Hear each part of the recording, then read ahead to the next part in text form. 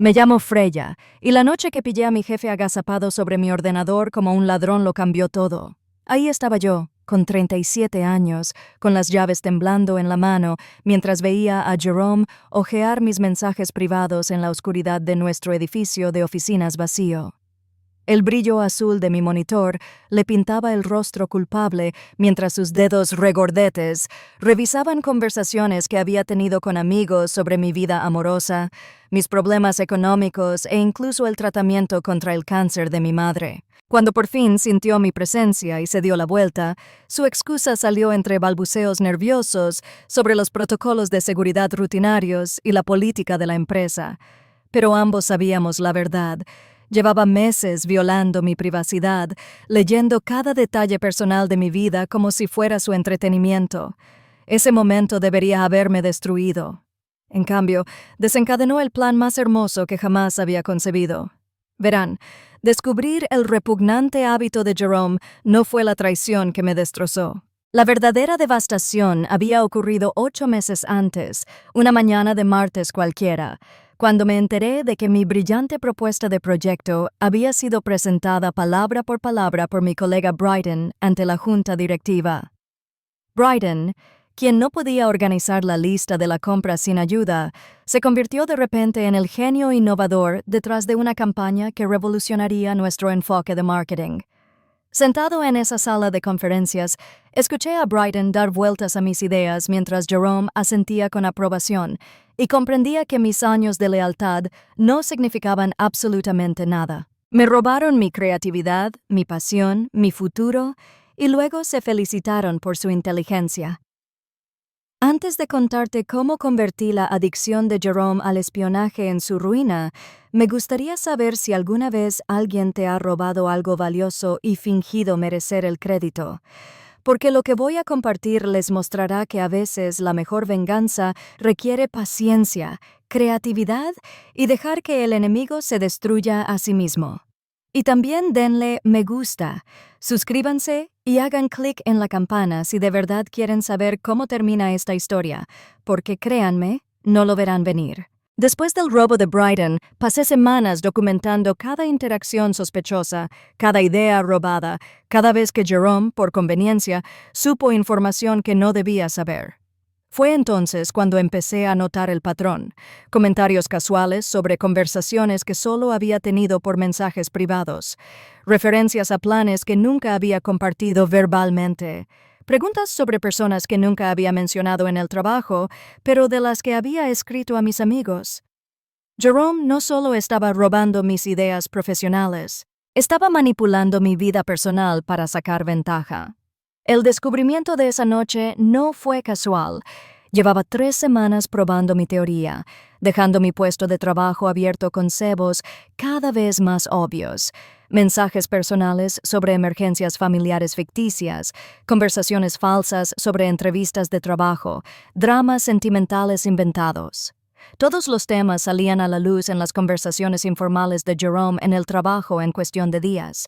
Creía ser sutil, pero Jerome siempre había sido terrible ocultando su verdadera naturaleza. Cuando finalmente lo vi encorvado sobre mi teclado esa noche, revisando frenéticamente meses de mis comunicaciones privadas, sentí un cambio en mi interior. Ni ira ni dolor, pura claridad cristalina. Jerome me había dado el arma perfecta para destruirlo, y ni siquiera se dio cuenta. Verás, la mayor debilidad de Jerome no era su espionaje ilegal, era su desesperada necesidad de sentirse más listo que todos los que lo rodeaban. Creía de verdad que robar mi información personal le daba algún tipo de ventaja estratégica, como si jugara ajedrez mientras los demás jugábamos a las damas. Lo que no podía comprender era que llevaba meses preparando este juego y que estaba a punto de convertirse en mi peón involuntario. A la mañana siguiente, empecé a darle a Jerome exactamente lo que quería oír. Mentiras cuidadosamente elaboradas, disfrazadas de comunicaciones personales auténticas. Empecé a dejar mi ordenador desbloqueado todas las noches, con el escritorio abarrotado de conversaciones falsas por correo electrónico y capturas de pantalla de mensajes de texto ficticios. Cada información falsa estaba diseñada para despertar los peores instintos empresariales de Jerome. Primero, planté mensajes falsos sobre nuestro mayor cliente, Opel Industries, supuestamente descontento con el cronograma de nuestra campaña. Creé conversaciones elaboradas con amigos ficticios sobre haber escuchado a ejecutivos de Opel hablar sobre cambiarse a la competencia. En menos de una semana, Jerome ya convocaba reuniones de emergencia, presionando a nuestro equipo para que entregara un trabajo apresurado y deficiente que, de hecho, molestó a Opel Industries. Exigieron revisiones significativas y amenazaron con reducir el valor de su contrato en un 30%. Luego, organicé conversaciones personales falsas sobre los problemas de moral interna de nuestra empresa. Creé mensajes para amigos imaginarios describiendo a empleados talentosos que supuestamente planeaban renunciar. Jerome, convencido de tener información privilegiada, empezó a microgestionar a estos mismos empleados, creando un ambiente laboral hostil que los llevó a considerar irse. Su comportamiento paranoico se convirtió en una profecía autocumplida. Mi obra maestra, sin embargo, fue el falso drama romántico que creé con mi inexistente novio, Ash. Mediante conversaciones de texto cuidadosamente preparadas, presenté a Ash como un ejecutivo de marketing de nuestro mayor competidor, quien supuestamente compartía secretos de la industria conmigo. Durante nuestros momentos íntimos, describí conversaciones ficticias durante la cena donde Ash revelaba los planes de expansión de su empresa, las estrategias de adquisición de clientes y la asignación de presupuesto. Jerome se obsesionó con esta información. Empezó a tomar decisiones comerciales agresivas basándose en información completamente inventada. Convencido de ir un paso por delante de la competencia, aumentó nuestros precios, esperando que los clientes pagaran tarifas premium por un servicio superior. Invirtió recursos de la empresa en mercados geográficos inexistentes. Reestructuró nuestro equipo para contrarrestar amenazas competitivas completamente imaginarias.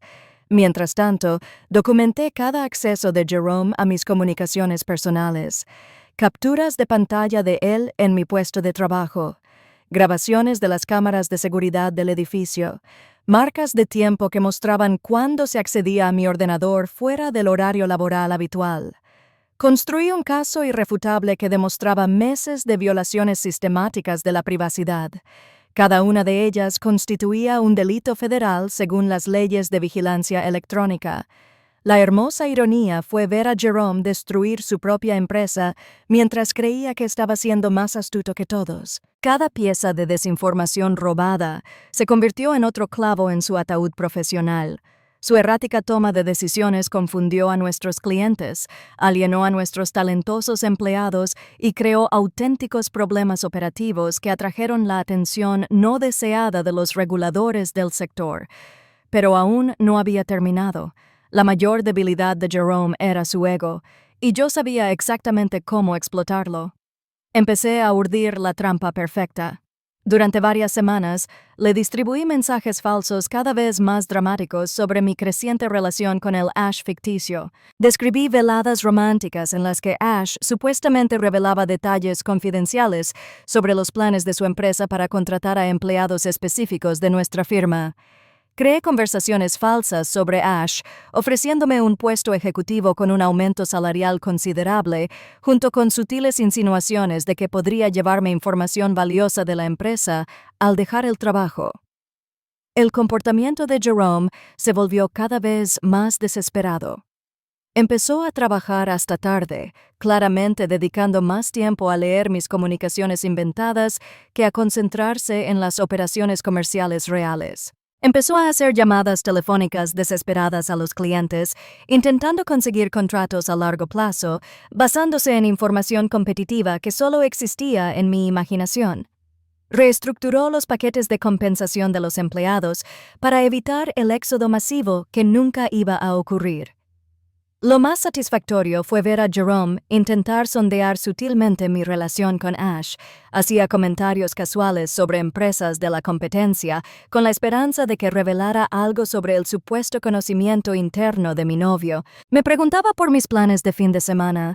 buscando detalles sobre escenas románticas donde supuestamente aprendí secretos de la industria. En cada conversación, Jerome intentaba desesperadamente confirmar la información que había robado de mis comunicaciones personales, sin darse cuenta de que todos los detalles eran completamente inventados. A los 3 meses de mi campaña, Jerome cometió su mayor error. Convencido de que nuestra competencia planeaba fichar a todo nuestro equipo creativo, despidió preventivamente a 2 de nuestros empleados más talentosos, alegando limitaciones presupuestarias, mientras creía en secreto que estaba evitando deserciones. Estos empleados encontraron inmediatamente mejores puestos en otros lugares, llevándose consigo valiosas relaciones con los clientes. La reputación de nuestra empresa en el sector empezó a resquebrajarse. Fue entonces cuando supe que era hora de la fase final. Pasé 2 semanas creando la cadena de correos electrónicos ficticia perfecta entre mí y un cazatalentos inventado llamado River. Mediante conversaciones cuidadosamente preparadas, creé una elaborada oferta de trabajo del mayor competidor de Jerome. Supuestamente, el puesto era un alto ejecutivo que investigaba espionaje corporativo y acoso laboral, con un salario que doblaba mi salario de Jerome.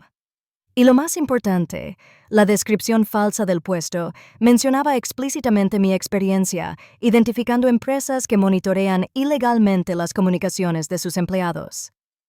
Guardé esta cadena de correos electrónicos inventada en mi escritorio, asegurándome de que el archivo estuviera visible cuando Jerome, inevitablemente, accediera a mi computadora esa noche. Luego esperé. A la mañana siguiente, Jerome llegó al trabajo con aspecto de no haber dormido. Su habitual confianza arrogante dio paso a un pánico evidente. No dejaba de mirarme durante nuestra reunión de equipo, intentando adivinar si planeaba irme.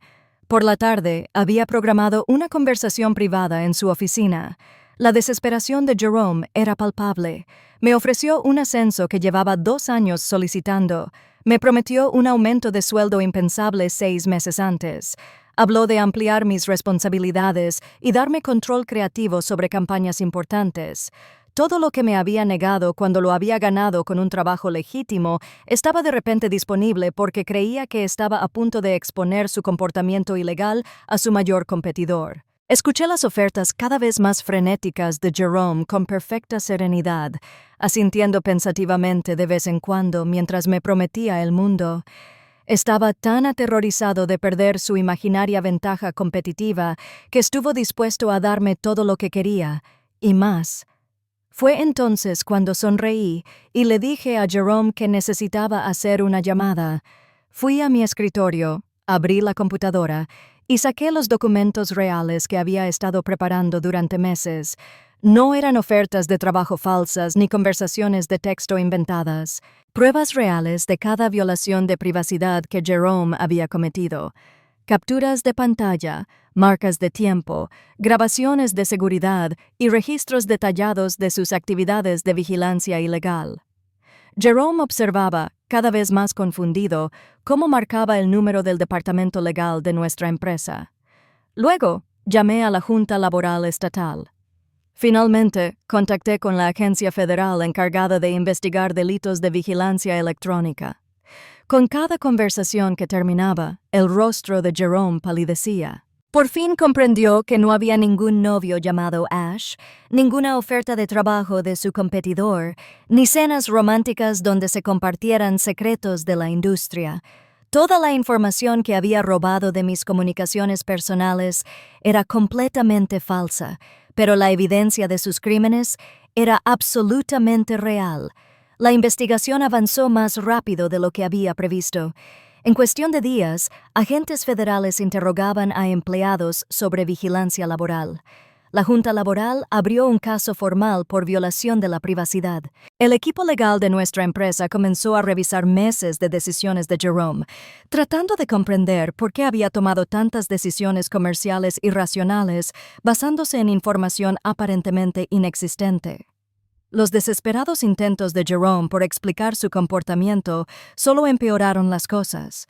No podía admitir haber accedido ilegalmente a las comunicaciones de los empleados sin confesar delitos federales.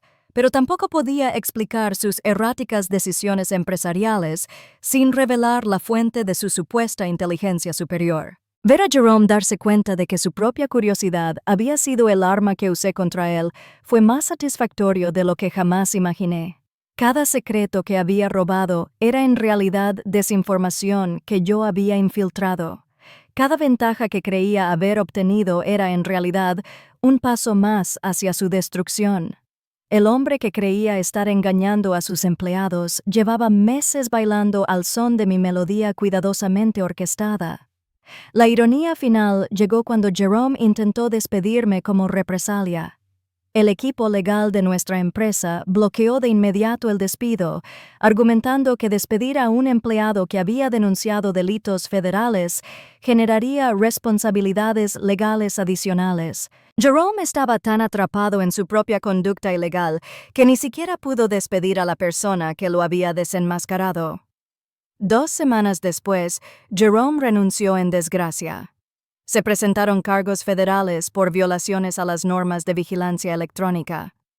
Nuestra empresa enfrentó multas cuantiosas y supervisión regulatoria.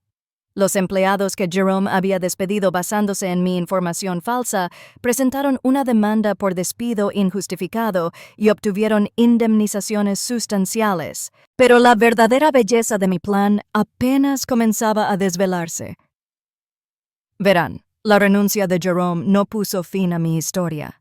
De hecho, fue el momento en que todos los demás empezaron a descubrir el verdadero alcance de lo que había estado haciendo. La investigación federal descubrió imágenes de seguridad que mostraban a Jerome accediendo no solo a mi computadora, sino también a las estaciones de trabajo de otros 6 empleados. Había estado violando sistemáticamente la privacidad de casi la mitad de nuestro departamento durante más de un año. Cada nueva revelación repercutía en nuestro sector. Se corrió la voz de que nuestra empresa había contratado a alguien que monitoreaba ilegalmente las comunicaciones de los empleados para tomar decisiones comerciales. Los clientes comenzaron a cuestionar si su información confidencial había sido comprometida. La competencia se preguntaba si Jerome había compartido información robada sobre sus empleados que habían trabajado anteriormente con nosotros.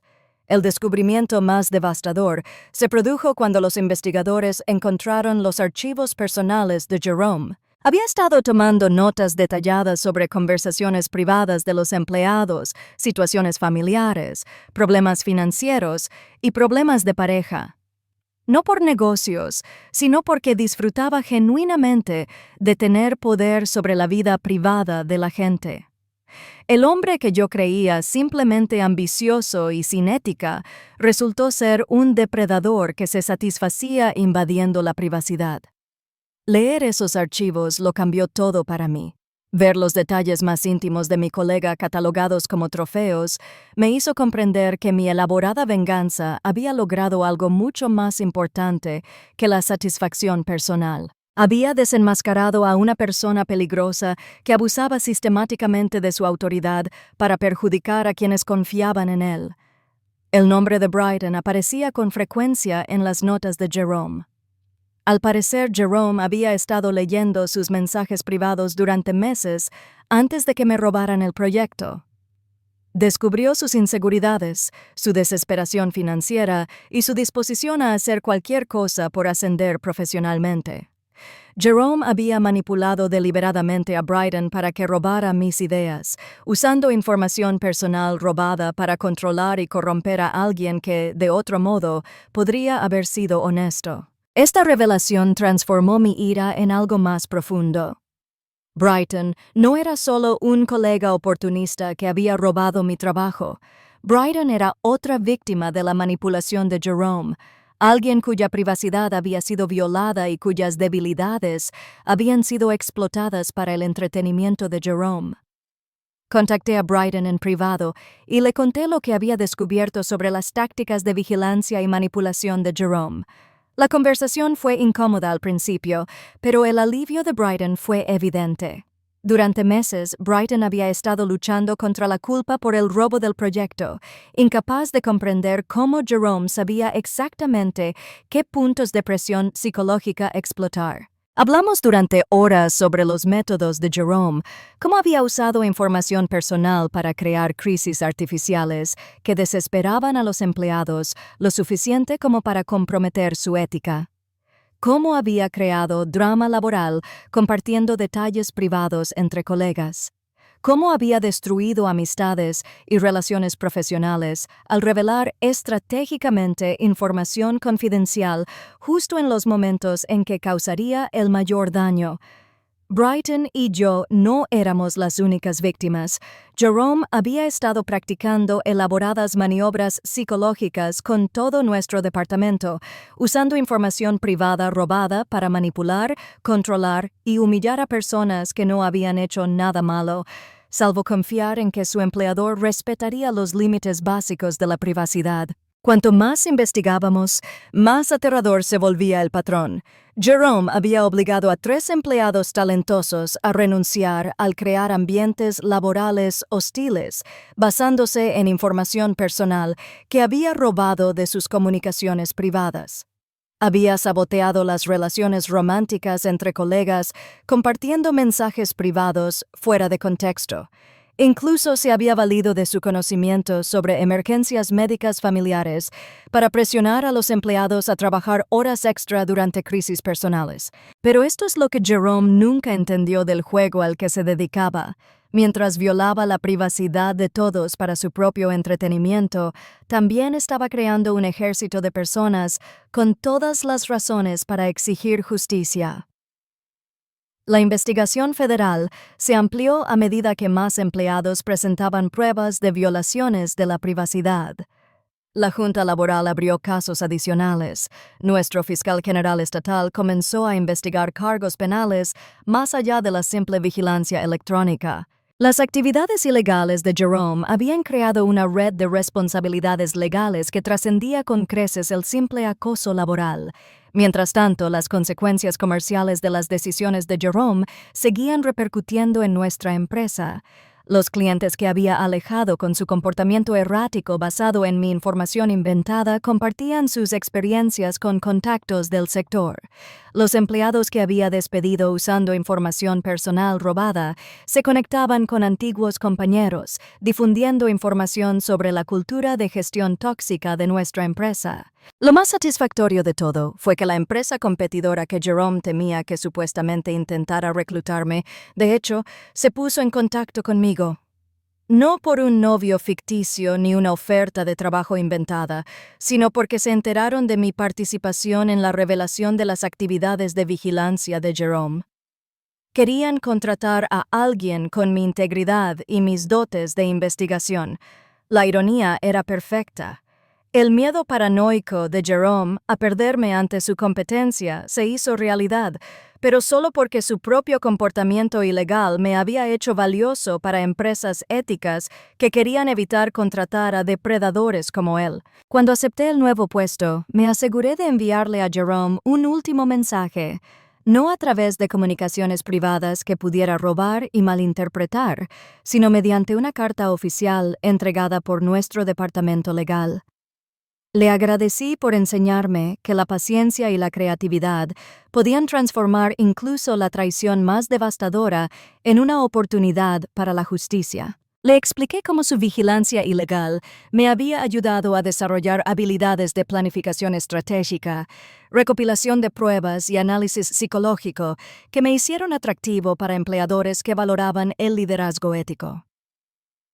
Lo más importante es que le dije a Jerome que su mayor debilidad no era su necesidad de sentirse superior a los demás. Era su incapacidad para reconocer que las personas a las que intentaba manipular a menudo eran más inteligentes, con más principios y más creativas de lo que jamás había imaginado. La carta concluía con una cronología detallada de cada información inventada que le había proporcionado mediante comunicaciones personales falsas. Quería que Jerome comprendiera con exactitud hasta qué punto lo habían engañado. Cada decisión empresarial que había tomado basándose en información robada aparecía junto a la fuente ficticia que la había inspirado. Al leer esa cronología, Jerome comprendería por fin el alcance de su autodestrucción, el novio falso que nunca existió. las amenazas competitivas imaginarias que lo llevaron a distanciarse de clientes reales, las preocupaciones inventadas de los empleados que lo llevaron a crear problemas laborales reales. Cada ventaja que creía haber obtenido violando la privacidad había sido, en realidad, un paso más hacia su destrucción profesional. Pero lo más hermoso de mi venganza no fueron las consecuencias legales ni la destrucción profesional que enfrentó Jerome. Fue verlo darse cuenta de que sus víctimas habían sido más fuertes, más inteligentes y más éticas de lo que jamás les había creído. Los empleados que Jerome había intentado manipular y controlar comenzaron a apoyarse mutuamente, compartiendo recursos para acciones legales y ascensos profesionales. Brighton utilizó el dinero de la indemnización por despido injustificado para fundar una consultoría independiente. Los compañeros que Jerome había despedido encontraron mejores puestos y empezaron a reclutar talento de las empresas tóxicas de nuestro sector. El intento de Jerome de mantener el poder mediante la vigilancia ilegal había creado una red de profesionales con principios que ahora trabajaban juntos para construir entornos laborales más éticos. Sus víctimas se habían convertido en aliadas, unidas por experiencias compartidas de manipulación y fortalecidas por su búsqueda colectiva de justicia. 6 meses después de la renuncia de Jerome, recibí la noticia de que la Fiscalía Federal había presentado cargos penales con posibles penas de prisión. La investigación había descubierto evidencia de que Jerome había estado utilizando tácticas de vigilancia similares en empresas anteriores, lo que sugería un patrón de comportamiento depredador que se extendía a toda su carrera. Otras víctimas comenzaron a denunciar. Ex-empleados de puestos anteriores de Jerome compartieron historias de violaciones de la privacidad, manipulación psicológica y sabotaje profesional. El hombre que creía explotar astutamente las debilidades humanas, en realidad, había estado creando un rastro de evidencia que las fuerzas del orden podían seguir a lo largo de múltiples jurisdicciones y durante varios años. El juicio penal de Jerome se convirtió en un caso de estudio sobre cómo los depredadores laborales utilizan la tecnología de vigilancia para abusar de su autoridad. Organizaciones de derechos de privacidad citaron su procesamiento como un ejemplo de por qué las leyes de monitoreo electrónico necesitaban una aplicación más estricta. Las escuelas de negocios comenzaron a enseñar su caso como una advertencia sobre los riesgos legales y éticos de cruzar los límites profesionales. Pero para mí, el resultado más significativo fue personal. Mi nuevo empleador me ascendió a jefe del Departamento de Ética Corporativa precisamente por mi experiencia identificando y documentando abusos de vigilancia. Mi trabajo ahora consiste en ayudar a otras empresas a reconocer y prevenir el tipo de comportamiento depredador que Jerome había normalizado. Cada semana, recibo mensajes de empleados que sospechan que sus supervisores los están vigilando ilegalmente. Les ayudo a reunir pruebas, a comprender sus derechos legales y a desarrollar estrategias para exponer a los depredadores en el trabajo sin riesgo de represalias. El abuso de Jerome me enseñó habilidades que ahora protegen a cientos de otras posibles víctimas. El trabajo es emocionalmente desafiante porque conozco a muchas personas que han sufrido la misma violación de confianza que al principio me devastó. Pero también es increíblemente gratificante porque puedo ofrecerles algo que no tuve en mis momentos más oscuros: la prueba de que los depredadores pueden ser derrotados y que las víctimas pueden transformar su dolor en poder. A veces, antiguos colegas me preguntan si me arrepiento de no haber denunciado de inmediato el espionaje de Jerome a las autoridades en lugar de orquestar un plan de venganza tan elaborado. Se preguntan si mis meses de manipulación estratégica fueron innecesariamente complejos en comparación con una acción legal directa. Pero sé que una confrontación directa nunca habría expuesto el alcance completo del comportamiento depredador de Jerome. Una simple denuncia por violación de la privacidad podría haber resultado en su despido y sanciones menores. Mi enfoque paciente y metódico reveló años de abuso sistemático que afectaron a docenas de víctimas en múltiples empresas. El procesamiento y encarcelamiento de Jerome le impidieron seguir perjudicando a personas que jamás habrían sabido protegerse. Más importante aún, mi experiencia me enseñó que la respuesta más efectiva a la manipulación no es la ira ni la represalia inmediata. Es la aplicación cuidadosa de la inteligencia, la creatividad y los principios éticos para garantizar que los depredadores enfrenten consecuencias acordes con la magnitud de sus crímenes. Jerome pensó que se estaba aprovechando de mi vulnerabilidad cuando leyó mis comunicaciones privadas. Lo que en realidad hacía era proporcionarme información detallada sobre sus métodos, motivaciones y debilidades. Cada violación de privacidad que cometía me permitía comprender mejor cómo funcionaba su mente y cómo su comportamiento podía volverse en su contra. El hombre que creía jugar al ajedrez mientras sus víctimas jugaban a las damas, descubrió demasiado tarde que yo había estado jugando a algo completamente diferente. Mientras él se concentraba en robar información táctica de sus comunicaciones personales, yo recopilaba pruebas estratégicas para una campaña integral que destruiría no solo su carrera, sino también su libertad. Hoy, Jerome cumple una condena en una prisión federal por delitos de vigilancia electrónica. Su condena sentó importantes precedentes legales sobre el derecho a la privacidad en el trabajo. Los acuerdos civiles pagados a sus víctimas financiaron nuevas oportunidades profesionales y programas educativos. Las empresas que lo emplearon implementaron políticas de supervisión más estrictas para prevenir abusos similares. Pero quizás el resultado más satisfactorio sea saber que la necesidad de Jerome de sentirse superior a los demás finalmente lo llevó a una humillación total. El hombre que disfrutaba invadiendo la privacidad pasó años en un entorno donde su privacidad era completamente eliminada. El depredador que manipulaba a otros mediante presión psicológica experimentó en carne propia lo que se sentía la impotencia. La historia de Jerome se convirtió en una advertencia compartida en toda nuestra industria. Su nombre ahora es sinónimo de la destrucción profesional que aguarda a los supervisores que abusan de la tecnología de vigilancia. Los jóvenes profesionales conocen su caso como un ejemplo de cómo las violaciones éticas pueden derivar en conductas delictivas que destruyen no solo carreras, sino vidas enteras. Y yo aprendí que las traiciones más devastadoras pueden convertirse en oportunidades para las victorias más significativas. La invasión de mi privacidad por parte de Jerome me enseñó habilidades de investigación, estrategia y justicia que ahora definen mi propósito profesional. Su intento de robarme mi poder personal me ayudó a descubrir capacidades que desconocía. Cada mañana, cuando ayudo a otro empleado a reunir pruebas contra un supervisor abusivo, recuerdo la noche que sorprendí a Jerome encorvado sobre mi ordenador. Ese momento de violación se convirtió en el inicio de un viaje que transformó mi dolor en propósito y mi ira en acción para proteger a otros de sufrir abusos similares. Jerome intentó robarme mi privacidad, mi creatividad y mi futuro profesional. En cambio, me dio la motivación, las habilidades y la evidencia que necesitaba para construir algo mucho más significativo que cualquier cosa que él pudiera haberme arrebatado. El depredador se convirtió en la presa. El manipulador se convirtió en la víctima de sus propias tácticas. Y la mujer que creía explotar se convirtió en la artífice de su completa destrucción. A veces, la venganza más hermosa es simplemente dejar que el comportamiento de alguien se convierta en su castigo.